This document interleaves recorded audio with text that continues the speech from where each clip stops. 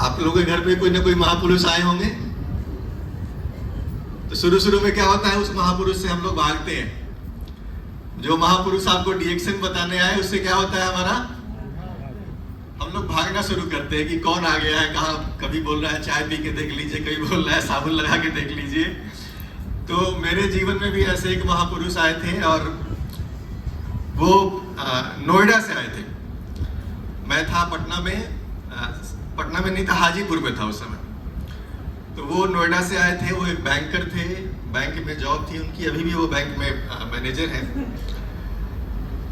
तो बैंक वालों की आज से 25 साल पहले, अभी भी बहुत इज्जत होती है, बैंक वाले कई लोग होंगे यहाँ पे, बुरा मत मानिएगा। उस जमाने में तो और ज्यादा इज्जत थी, बहुत ज्यादा। बैंक की नौकरी है मतलब साहब है वो तो भाई। तो वो जब आए थे घर पे और वो बोले कि प्रियरंजन कहाँ है, उससे हमको मिलना है। तो मेरे घर वाले बड़े खुश हो गए थे कि कोई बैंक वाला आके, प्रसाद जी आए हैं, प्रियरंजन को ढूंढ रहे हैं। वो बोले उसको भेज दीजिए, उसके लिए हम कुछ बढ़िया चीज लेके आए। तो मेरे घर वालों को लगा कि कुछ बैंक में इसका भी जुगाड़ ये कहीं पे सेट करेंगे, इसके लिए बुला रहे हैं। तो हाजीपुर से मुजफ्फरपुर 50 किलोमीटर की दूरी पे है। मैं जब घर आया तो मुझे कुछ पैसे दिए गए और बोला गया कि प्रसाद जी आपको बुलाए हैं, तुम जाओ मुजफ्फरपुर मिल के आओ इनसे। और जब मैं मुजफ्फरपुर पहुंचा तो प्रसाद जी ने अपना फाइल खोला और फाइल खोल के वो हमको मशरूम का वैरायटी समझाने लगे, 36,000, 38,000, 2,000। तो मेरे मन में आया कि लगता है इनका बैंक का नौकरी छूट गया, आजकल ये मशरूम बेचते हैं, मन में ही आया उस समय। इतने पे वो रुके नहीं, वो 2 डब्बा दिखाए RGGL वाला। और जैसा कि नया आदमी जब डिएक्शन में आता है ना, तो एक आध 2-3 मीटिंग अटेंड करने के बाद ना वो दुनिया का सबसे बड़ा डॉक्टर बन जाता है। ये गलतफहमी आप में से बहुत लोगों के पास भी अभी भी है क्या, कि मैं दुनिया के सबसे बड़ा डॉक्टर हूं। ये शुरू में गलतफहमी होती है। जैसे ही आप 2-4 मीटिंग अटेंड करेंगे तो आपको ये गलतफहमी आ जाएगी कि मैं दुनिया का सबसे बड़ा। 5 रुपया एक डॉक्टर बेचारा 10-12 साल पढ़ता है, आप 5 रुपया का फॉर्म भरे और आपको क्या लग रहा है हम दुनिया के सबसे। उनको भी ये गलतफहमी थी उस समय। वो RGGL का डिब्बी दिखाए हमको और बोले कि ये जिसको खिला दीजिएगा ना आपका दीवाना हो जाएगा। तो हम उस डिब्बी को भी बड़े ध्यान से देखे, हम बोले पक्का इसमें अफीम कुछ तो गड़बड़ मिला हुआ है, कोई खा के इसका दीवाना काहे को होगा भाई। लेकिन वो इतने कॉन्फिडेंस से बात क्यों कर रहे थे, क्योंकि उन्होंने प्रोडक्ट को यूज किया हुआ था। वो खुद कुछ हेल्थ समस्याओं से गुजर रहे थे और उन्होंने RGGL और 2-in-1 कॉफी, उस जमाने में इतना प्रोडक्ट था नहीं, 7-8 प्रोडक्ट आते थे। तो ये 3 प्रोडक्ट वो यूज किए थे और उनको खुद बहुत फायदा हुआ था। इस कॉन्फिडेंस के बल पे वो बोल रहे थे कि जिसको खिला दीजिएगा वो दीवाना हो जाएगा। उनका कोई भी बात हमको समझ में आया नहीं, क्योंकि इस चीज के लिए हम तैयार होकर भी नहीं गए थे उनके पास में। लेकिन सबसे लास्ट में मेरे काम का एक बात बोले थे वो बोले कि बेटा अगर तू 2-3 साल इस काम में मन लगा के काम कर दिया, तेरा जिंदगी में कभी नौकरी ढूंढने की जरूरत नहीं पड़ेगी, तू न जाने कितने लोगों को काम धंधा देगा।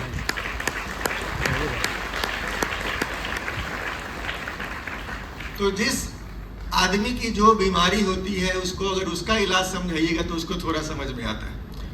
किसी को डायबिटीज है और उसको आप कैंसर का दवाई समझाइएगा तो समझ में आएगा। वो बुढ़ा भी मान सकता है कि यार ये चाह रहा है हमको कैंसर हो जाए। तो मेरी कोई बीमारी शरीर में थी नहीं, मेरी बीमारी थी पॉकेट वाली बीमारी। और मेरा काम वो सबसे लास्ट में किए कि बेटा इसमें पैसा भी आता है। लेकिन फिर भी मुझे कुछ समझ में नहीं आया था। वो एक फाइल दिए, जो पुराने लोगों को इनको पता होगा, पहले एक मोटा वाला फाइल आता था डिएक्शन। तो वो मोटो वाला फाइल मुझे भी मिल गया, उसमें एक जो RGGL मिल गया, वो लेके हम घर आ गए। और घर आके फिर उसको भूल भी गए, अलमीरा में डाल दिए, भूल गए डिएक्शन के बारे में। लेकिन मेरा अपलाइन नहीं भूला था। जो फॉलो अप आपको बताया जाता है बार बार कि फॉलो अप का क्या पावर होता है, मैं भूल गया, अपलाइन नहीं भूला। 1 सप्ताह के बाद मुजफ्फरपुर से वो 4 व्हीलर से मेरे घर पे पहुंच गए, पूछने के लिए कि बेटा तू पढ़ा वढ़ा है, तुमको फाइल वाइल दिए थे। हम ऐसे ही बोल दिए कि हाँ हाँ पढ़े हैं, वो भी बुद्धिमान आदमी सब भाप भी गए। उन्होंने एक बड़ी सुंदर शर्त रखी। वो बोले कि इसको यहाँ कितना भी समझाएंगे समझेगा नहीं, इसको पकड़ के ले जाना होगा दिल्ली। तो वो शर्त क्या रखते हैं कि आप कभी दिल्ली घूमने गए हैं तो यकीन मानिए कि उस समय हम बिहार से बाहर सिर्फ एक बार कानपुर गए थे एक एग्जाम देने के लिए, इसके अलावा हम कहीं नहीं गए थे।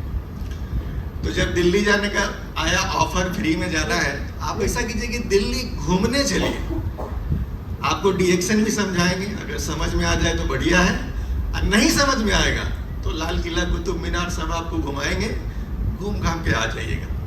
हमको भी मजा आ गया ऑफर सुन के, मेरे घर वालों को भी मजा आ गया। उनको पता नहीं था कि मेरा अपलाइन कौन जाल बिछा रहा है। परमिशन मिल गई हमको जाने की, रिजर्वेशन वो 2-3 एक्स्ट्रा करवा के बैठे हुए थे। हाजीपुर से वैशाली में बैठ गए जाके उनके साथ में। और नोएडा पहुंचने के बाद मेरा अपलाइन इतना होशियार आदमी, वो लाल किला और कुतुब मीनार छोड़ दीजिए, अगला 1 सप्ताह उन्होंने क्या किया, प्रतिदिन जो भी आजू बाजू में मीटिंग हो रहा है, चाहे मेरठ में हो रहा है कि गाजियाबाद में हो रहा है कि दिल्ली में हो रहा है, 1 सप्ताह हम कहाँ गए, 1 सप्ताह लगातार सिर्फ और सिर्फ डिएक्शन की मीटिंग में। अब 1 सप्ताह जो आदमी घूम लेगा लगातार, फिर वो कुतुब मीनार देखने जाएगा क्या? ये मेरे अपलाइन की प्लानिंग थी। और 1 सप्ताह घूमने के बाद मेरा फाइनल हो गया कि भाई करना क्या है, डिएक्शन करना है। फॉर्म बढ़ा गया मेरा 1 सप्ताह घूमने के बाद। उसके बाद अगली समस्या खड़ी हुई कि भाई पटना में अगर काम करना है तो आपको स्टॉक पॉइंट भी लेना होगा। मेरे अपलाइन सब एकदम कोटी सेट करके बैठे हुए थे कि क्या क्या करना है, पहले फॉर्म बढ़वाएंगे, फिर पैसा मंगवा के स्टॉकिज करवाएंगे, सब उनका प्लानिंग सेट था। अब दूसरा प्रॉब्लम आ गया कि स्टॉक पॉइंट लेने के लिए उस जमाने में 50,000 रुपए की जरूरत थी। बाबूजी हमारे एजुकेशन डिपार्टमेंट में क्लर्क थे, बहुत ज्यादा पैसा बचा के रखे हुए नहीं थे, 20-22 हजार रुपया उनके पास था। हमको बोले कि बेटा तू एक काम कर, पैसा तो तेरा हम दे देंगे इंतजाम करके, कर्ज लेके भी तेरा दे देंगे, लेकिन अगर तुम ये पैसा डुबा दिया, क्योंकि हम लोग के परिवार में कोई बिजनेस वगैरह किया नहीं है, अगर तुम ये पैसा डुबा दिया तुम फिर ये उम्मीद मत रखना कि तुमको हम पढ़ाएंगे भी और पैसा लगा के, नहीं है सक्षम।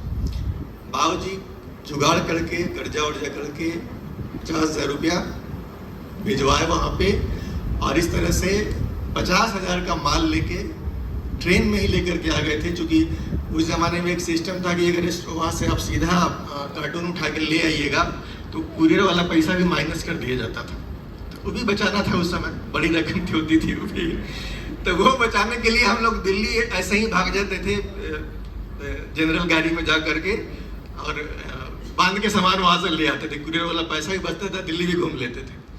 तो वो सामान लेके आ गए। अब वहां तो 1 सप्ताह लगातार मेरा बैटरी चार्ज था फुल, 7 दिन 8 दिन मीटिंग की है, बैटरी एकदम टनाटन था। लेकिन अब 50,000 का माल लेके हम पटना आ गए। मेरा अपलाइन कहाँ रह गया? मेरा अपलाइन जो मेरा बैटरी फुल चार्ज किया था वो नोएडा में रह गया। हम 50,000 के माल के साथ अकेले पटना में, और हम अब डेली शुरू किए फील्ड में निकल के लोगों को बताना।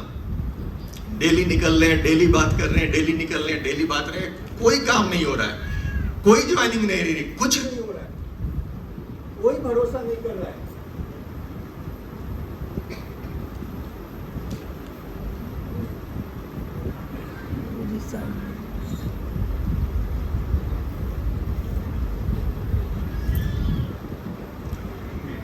कोई भरोसा नहीं कर रहा है। अपलाइन को फोन किए, उस जमाने में मोबाइल भी नहीं था, एसटीडी बूथ में जाकर के सवेरे सवेरे फोन करना पड़ता था।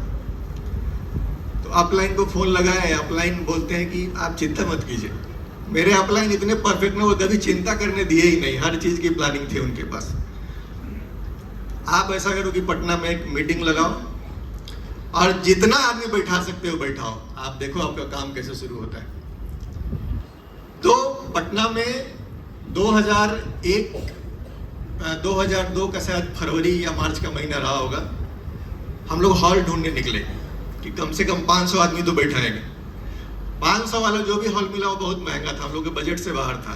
तो एक बजट वाला हॉल पटना में मिला, IMA हॉल, गांधी मैदान के पास में। वो बजट में आ गया। उसमें 250 लोगों का बैठने का कैपेसिटी था और हम लोगों की इच्छा थी 500 लोगों का बैठाने का। तो हम लोग क्या किए कि बाहर जो गैलरी वैलरी था, कुर्सी का इंतजाम रखे थे कि यहाँ बैठ जाएगा आदमी, 500 आदमी इंतजाम हो जाएगा। तो 500 आदमी का टारगेट लेके हम 500 कार्ड छपवाए थे, क्योंकि अपलाइन बोले कि आप पूरा दम लगा दो, आदमी आपको बैठाना है, बिजनेस तो यूं चलेगा, उड़ेगा बिजनेस। तो 500 में से लगभग 450 कार्ड घूम घूम के मैंने बांट दिया लोगों को मीटिंग के लिए। और दोस्तों वो जो मीटिंग शुरू हुई पटना के अंदर, पहली मीटिंग, तो मीटिंग था 11 बजे का, जैसे आज वाली मीटिंग थी आपकी, लेकिन वो मीटिंग शुरू हो पाया लगभग 1 बजे शुरू हो पाया। पता है क्यों? क्योंकि 450 आदमी को कार्ड देने के बाद भी 1 बजे तक कुल मिला के 18 लोग आए थे उस हॉल के अंदर। आप लोगों के साथ ऐसा होता है कि नहीं होता है? ये सबके साथ होता है। इस कहानी को समझिएगा ध्यान से। 450 कार्ड बांट के कितने लोग बुलाए? यहाँ पे कार्ड बांट के आप लोग बुलाए हैं कभी लोगों को? नहीं बुलाए ना, बोल के ही बुलाए होंगे। हम बजाबता कार्ड छपवा के बुलाए थे, लेकिन कितने लोग आए? गिन के 18 लोग। और उस 18 में से 11 लोग हमारे परिवार वाले थे। मेरी माँ, मेरे बाबूजी, मेरे बहनोई, मेरी बहन, भैया, भाभी। एक जो स्पीकर महोदय आए हुए थे वो भी उसी में थे, उसी 18 में। और संयोग इतना बढ़िया था कि जो स्पीकर आए थे नीलकंठन जी, चेन्नई से आए थे, उनको हिंदी नहीं आती थी।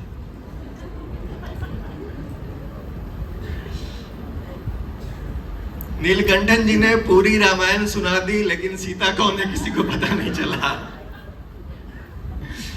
मीटिंग खत्म हो गया, उस मीटिंग का कोई रिजल्ट नहीं निकला, 0 रिजल्ट निकला।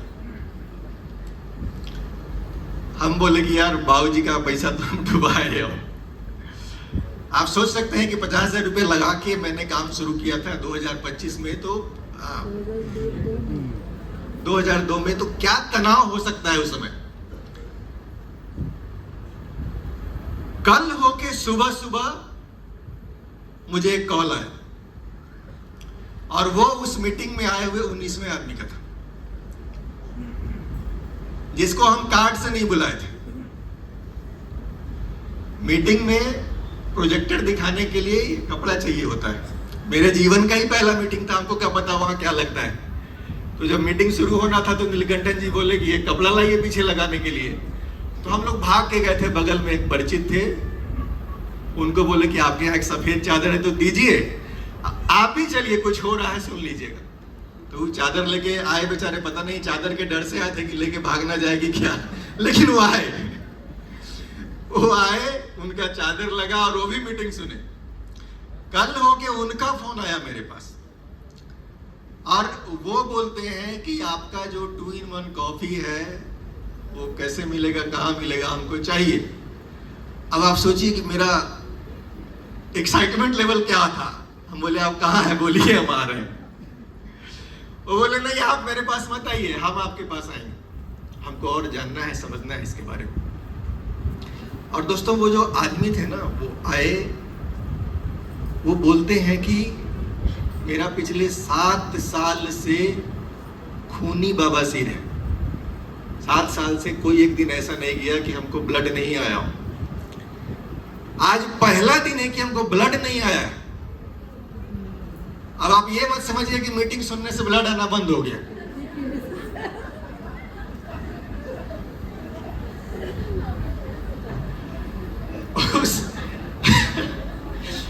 उस मीटिंग में 450 आदमी के हिसाब से हम लोगों ने क्या किया था, कॉफी बनवाया था, ब्लैक कॉफी। तो जो 18-19 आदमी थे ना, उनको खुला मौका था, लूट सके तो लूट लो। वो भी मौका लूटे थे, अच्छा लगा, पिए पिए, खूब पिए, दबा के पिए। तो बोले कि आपके मीटिंग में, चूंकि वो चेन्नई वाला भाषा बोल रहे थे, ज्यादा समझ में नहीं आया, इंग्लिश भी बोल रहे थे, लेकिन इतना समझ में आया, कोई आपका जड़ी बूटी है जो उस कॉफी में मिला हुआ है, उस सेल पे काम करता है, हमको पूरा भरोसा है कि वही काम किया। तो प्रोडक्ट ने वहां काम किया।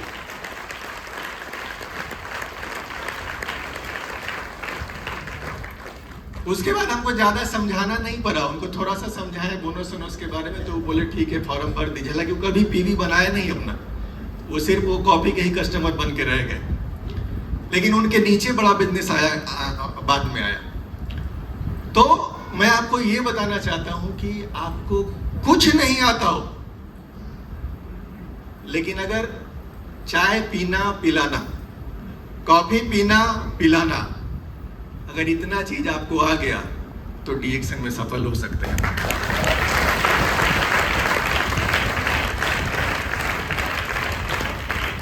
क्योंकि आपको बोलने आए या नहीं आए, इसको बोलने आता है, ये प्रोडक्ट बोलता है, ये जिसके अंदर घुसा फिर वो बोलेगा।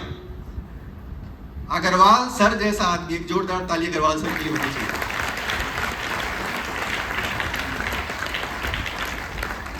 प्रोडक्ट की पावर है कि अग्रवाल सर जैसा आदमी को इसने क्या किया, नेटवर्कर बना दिया। नहीं तो अग्रवाल सर की कहानी ये थी कि दरवाजे पे कोई नेटवर्कर आ जाए तो जूता मारने के सिवाय कोई काम नहीं करते थे। उनको जो सरवर हुसैन जी बचाने गए थे डीएक्सन के बारे में, तो इनको भी भगा दिए थे मदारी बोल के कि ये टाई वाला मदारी हमको नहीं चाहिए, भागो यहाँ से।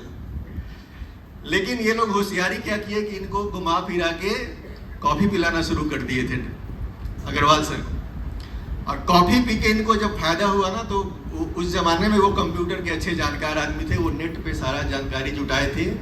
तो प्रोडक्ट के अंदर दोस्तों बहुत दम है। ये जिसको मार्केट में घुसाना आ गया, लोगों को खिलाना पिलाना आ गया, बिजनेस ऑटोमेटिक आएगा। आपको ज्यादा दम नहीं लगे। ये पावर दुनिया के किसी दूसरी एमएलएम कंपनी में नहीं है, ये आपके डीएक्सन के अंदर है।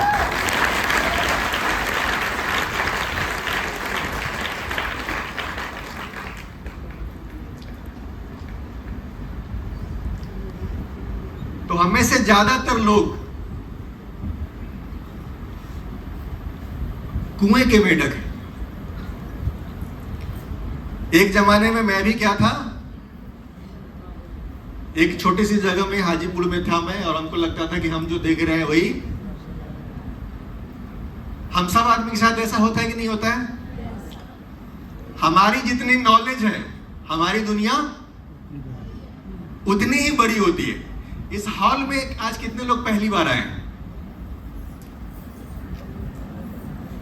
मैं भी पहली बार आया हूं।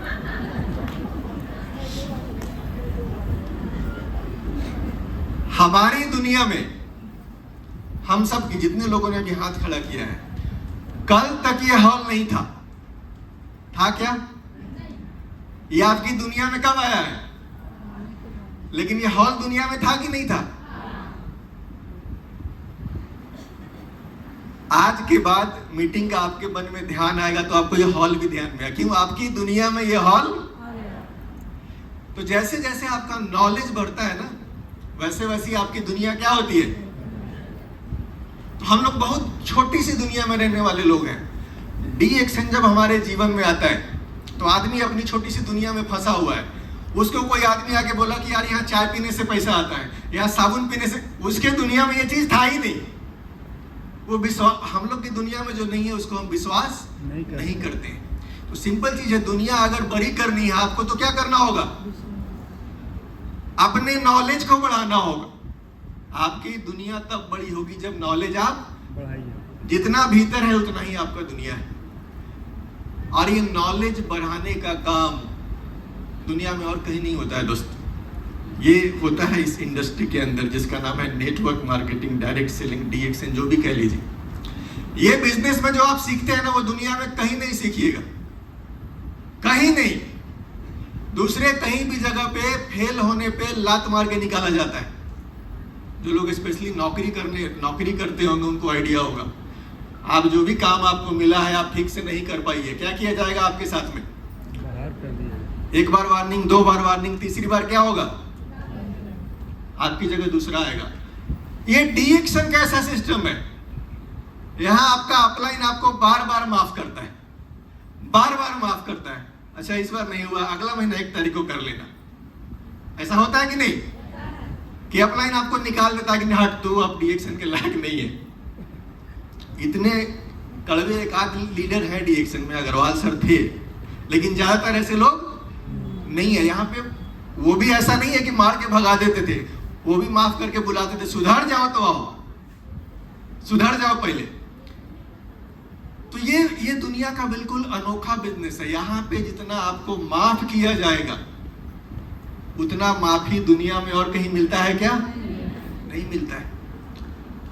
तो यहाँ पे माफी आपको हद से ज्यादा मिलेगी अगर आप सुधरने के लिए तैयार हैं। अगर आप खुद सुधरने के लिए तैयार नहीं है तो फिर कुछ उपाय हो सकता है आपका? नहीं हो सकता है। क्योंकि दोस्तों एक जोरदार ताली होनी चाहिए बिहार से हमारे क्राउन डायमंड कपल्स के लिए।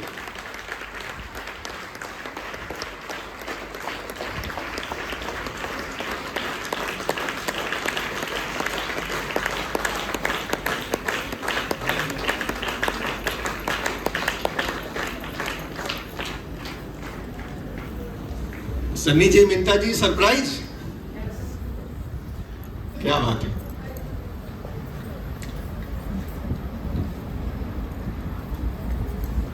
तो ये बिजनेस दुनिया का बिल्कुल अलग बिजनेस है दोस्तों। आप जितना भी मैनेजमेंट का पढ़ाई कर लीजिए, वहां पे आपको ये पढ़ाया जाता है कि आप बैंक का पैसा कैसे मैनेज कीजिएगा, किसी इंडस्ट्री का पैसा कैसे मैनेज कीजिएगा, किसी कॉर्पोरेट का पैसा कैसे मैनेज कीजिएगा। लेकिन इस इंडस्ट्री में आपको सिखाया जाता है